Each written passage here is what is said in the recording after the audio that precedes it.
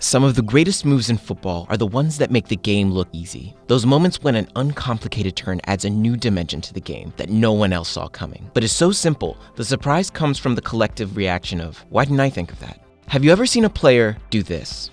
Look again. It's a simple change of direction that's so subtle in its trickery, it still puts defenders on their backsides. This move is called the Cruyff turn, named after a god of football who invented it all those years ago, Johan Cruyff.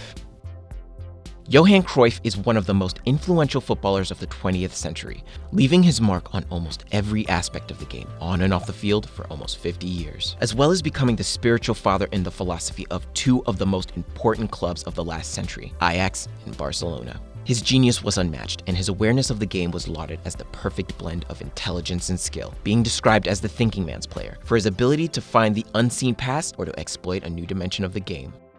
The footballing prodigy got his first start for the Amsterdam club, Ajax, after making his way through the youth academy at only 17, scoring in his first game and making a name for himself amongst the starters of the first team that he idolized.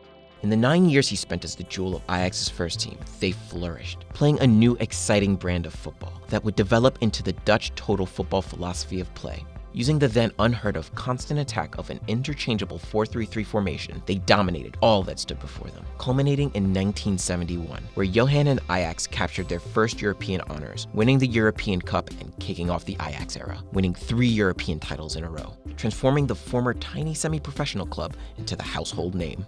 But the 1973 European Cup win would be his last with Ajax, as the freshly crowned European Player of the Year would make his move the following season to FC Barcelona, where he would go on to cement his legend, leading them to their first league title in over 10 years. And for a time, Barcelona were second to no one. But the revolution that Cruyff was about to have off the field would do more for football than any European Cup win. After leaving the game, he went on to institutionalize his unique brand of football as the bedrock of Barcelona's footballing philosophy. His brainchild would go on to become Barca's world-renowned academy, La Masia, his greatest gift to the game, and a physical representation of his legacy. La Masia has developed every homegrown player the club has ever had since it was established, becoming the first academy to have trained all 3 nominees for the Ballon d'Or in 2010. The likes of Guardiola, Piqué, Pepe Reina, Iniesta, Xavi, Fabregas, and even Messi grew up in the school, playing the tiki-taka style that Cruyff originally pioneered. But his influence is bigger than any one club. Think of all of the academies built with his philosophy, the players developed in his style, the coaches trained under his methods, the cups raised as a result. From the newest Messi highlight to the college student playing FIFA who just scored with a rotating 4-3-3. The modern game as we know it started with a skillful 17-year-old